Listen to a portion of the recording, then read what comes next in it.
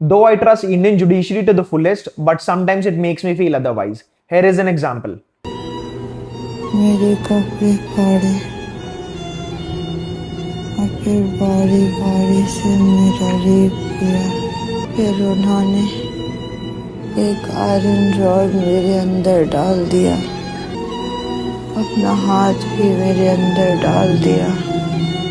Nirbhaya case हम सब लोगों ने देखा था, लेकिन मेरा मेन मोटिव इस वीडियो को दिखाने के पीछे ये था कि इस मेंटालिटी के आदमियों के भी फेवर में हमारे कोर्ट्स में डिसीजन लिए जाते हैं and many of them in the past have been bailed out. आप चाहे गुजरात का बिल्किस बानो केस ही उठा के देख लीजिए। 15 अगस्त 2022 में 11 रेपिस्ट को छोड़ दिया गया। उसके बाद सुप्रीम कोर्ट ने इस डिसीजन को ओवरटर्न करके 2024 में फाइनली उन 11 लोगों को सरेंडर करवा के उन्हें दोबारा जेल में डाला गया।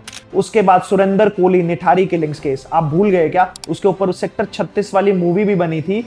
26 लोगों का रेप करा था। उसके बाद स्केलेटन्स नालियों में मिले थे, लिटरली लोगों की बॉडीज को खा जाता था वो। जब मैं अपने सगे मामा का कच्चा लीवर चबा सकता हूं तो ये 2 कौड़ी की रांड क्या चीज है? और वैसे भी पापा जी हैं, संभाल लेंगे।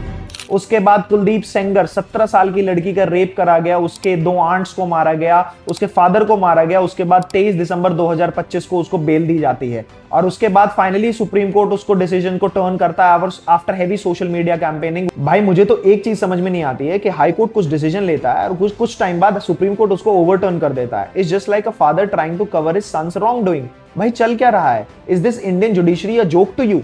क्या हाई कोर्ट में जो जजेस बैठे हैं उनके पास लॉ डिग्री नहीं है या उनके हाई मॉरल्स नहीं है कि उनको ये तक भी नहीं पता कि क्या सही और क्या गलत है? And even on whatsoever ground अगर वो कन्विक्टेड रेपिस्ट को रिलीज भी कर देते हैं तो फिर वो बाद में वो डिसीजन सुप्रीम कोर्ट ओवरटर्न क्यों कर देता है?